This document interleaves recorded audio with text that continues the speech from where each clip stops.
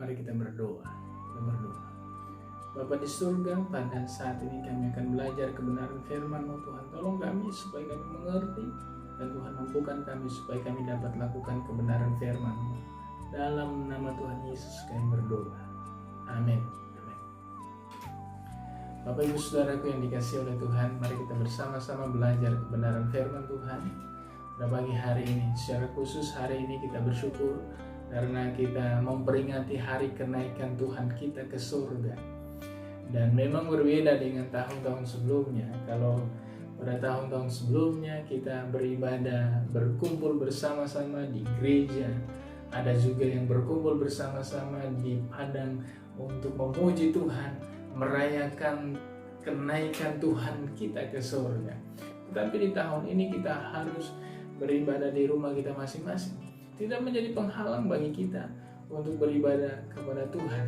Oleh sebab itu, mari kita bersama-sama belajar kebenaran firman Tuhan dalam Injil Lukas pasal 24 ayat yang ke-50 sampai ayat yang ke-53. Saudara yang dikasihi oleh Tuhan, ayat firman Tuhan ini berbicara tentang kenaikan Tuhan Yesus ke surga. Lembaga Alkitab sudah memberi judul Kenaikan Yesus. Saudara, sebelum kita belajar dalam teks ini, mari kita melihat catatan firman Tuhan pada ayat sebelumnya. Kalau pada ayat sebelumnya itu dijelaskan tentang Yesus menampakkan diri kepada semua murid. Dan secara khusus kalau kita membaca dari ayat yang ke-36 sampai ayat yang ke-49 ini. Tetapi ada hal yang menarik dalam catatan firman Tuhan ini. Dalam ayat yang ke-45 itu dijelaskan lalu Ia membuka pikiran mereka sehingga mereka mengerti kitab suci. Saudara yang dikasihi oleh Tuhan, dalam ayat 45 ini Yesus membuka pikiran para murid sehingga para murid mengerti kebenaran kitab suci.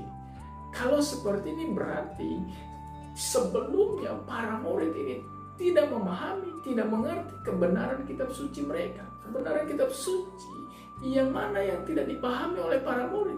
Kalau kita melihat penjelasan ayat yang ke-46 itu menjelaskan bahwa ternyata para murid ini tidak memahami tentang bahwa Mesias harus menderita dan bangkit pada hari yang ketiga. Itu sebabnya kalau kita membaca dalam catatan firman Tuhan Injil Lukas ini pasal 24 ayat 13 sampai ayat yang ke-27 ini berbicara tentang Kleopas dan temannya yang meninggalkan Tuhan, meninggalkan para murid yang lain yang ada di Yerusalem, lalu pergi ke Emmaus. Karena apa? Karena mereka tidak memahami kebenaran kitab suci bahwa memang Yesus harus menderita, Yesus harus disalibkan, Ia mati dan Ia bangkit pada hari yang ketiga. Ini yang tidak dipahami, sehingga sempat para muridnya itu meninggalkan Yesus, meninggalkan para murid yang lain juga yang ada di Yerusalem pada waktu itu. Tetapi menarik dalam catatan firman Tuhan ini, ketika para murid ini sudah mengerti kebenaran kitab suci, lalu Yesus membawa mereka. Ayat yang ke-50 dalam catatan firman Tuhan ini dikatakan, lalu Yesus membawa mereka keluar kota sampai dekat Betania. Jadi Yesus yang membawa mereka. Kemudian ayat yang selanjutnya dikatakan, di situ Ia mengangkat tangannya dan memberkati mereka. Dalam catatan firman Tuhan ini, jadi ketika Yesus membawa mereka keluar kota, dan dalam catatan firman Tuhan dikatakan Ia mengangkat tangannya dan memberkati mereka.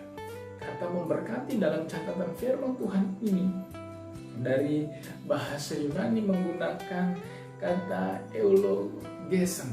Eulogesen ini adalah menggunakan kata kerja aorist aktif indikatif. Dalam tatanan bahasa Yunani, aorist aktif indikatif ini adalah tindakan yang sudah dilakukan dan terus dilakukan. Jadi ketika Yesus memberkati, ini memang tindakan yang sudah dilakukan oleh Tuhan Yesus pada waktu itu sebelum Ia terangkat ke surga. Ia memberkati para muridnya pada saat itu. Dan tindakan ini juga masih dilakukan oleh Tuhan Yesus saat Tuhan Yesus ada di surga saat ini. Ia masih memberkati. Jadi itu maksudnya tindakan aorist aktif negatif sudah dilakukan dan masih dilakukan oleh Tuhan Yesus dari surga. Ia masih memberkati umat-umatnya. Saudaraku yang dikasihi oleh Tuhan, jadi peristiwa kenaikan Yesus Kristus ke sorga ini mengingatkan kita bersama-sama bahwa Tuhan Yesus masih memberkati kita. Secara khusus di tengah-tengah dampak pandemi COVID-19 ini, jangan pernah ragu akan berkat Tuhan. Ia masih memberkati kehidupan kita. Kalau Tuhan Yesus masih memberkati kita, bagaimana respon kita atas kebaikan Tuhan yang Tuhan nyatakan dalam kehidupan kita melalui berkat yang Tuhan berikan? Mari kita melihat dalam catatan firman Tuhan. Ayatnya yang ke-51 dikatakan seperti ini. Dan ketika ia sedang memberkati mereka, ia berpisah dari mereka dan terangkat ke surga. Kemudian ayat yang ke-52 dijelaskan seperti ini. Mereka sujud menyembah kepadanya, lalu mereka pulang ke Yerusalem dengan sangat sukacita. Jadi ketika Tuhan Yesus memberkati para murid pada waktu itu, respon para murid adalah sujud. Sujud untuk apa? Sujud untuk menyembah kepada Yesus yang sementara memberkati mereka. Saudara yang dikasihi oleh Tuhan, jadi dalam catatan firman Tuhan ini mau mengingatkan kita bersama-sama kalau Yesus memberkati kita, maka yang harus kita lakukan adalah tetap menyembah kepada Yesus seperti yang dilakukan oleh para murid pada waktu itu. Mari kita melihat dalam ayat selanjutnya, ketika mereka benar-benar tulus menyembah kepada Tuhan, dalam ayat itu dikatakan mereka pulang dengan sangat bersukacita. Jadi penyembahan yang tulus yang mereka lakukan pada saat itu membuat mereka sungguh bersukacita. Saudara yang dikasihi oleh Tuhan, Yesus membawa mereka keluar kota pada saat itu. Sungguh melakukan perjalanan, dan secara manusia pasti melelahkan perjalanan ini. Tetapi di tengah-tengah kondisi yang melelahkan dalam perjalanan itu, dalam catatan firman Tuhan ini dikatakan mereka masih sujud menyembah kepada Tuhan Yesus. Dan dalam ayat yang ke-53 dikatakan mereka senantiasa berada di dalam bait Allah dan memuliakan Allah. Saudara yang dikasihi oleh Tuhan, ini adalah bukti bahwa mereka masih menyembah Yesus saat mereka pulang dari tempat itu. Mereka pergi ke bait Allah. Di sana mereka memuliakan Allah. Di sana mereka tetap memuji Allah.